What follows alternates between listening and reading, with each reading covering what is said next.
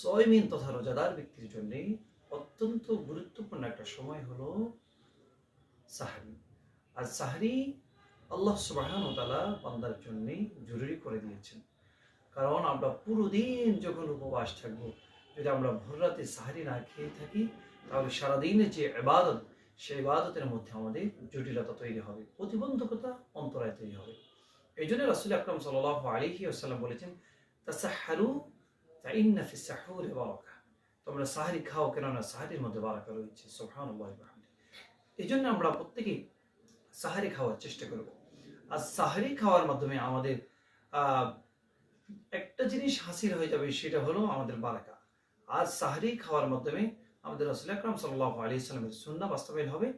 আর অন্য আরেকটা হাদিসে রাসূল সাল্লাল্লাহু আলাইহি সাল্লাম বলেছেন, তোমরা সাহরি খাও, কেননা আহলে কিতাবরা সাহরি খায় না, তাদের সাথে এবং তোমাদের সাথে পার্থক্য হলো রোজা তথা সিয়ামের সাহরি। এই জন্য আমরা প্রত্যেকেই সাহরি খাওয়ার চেষ্টা করবো ইনশাআল্লাহ।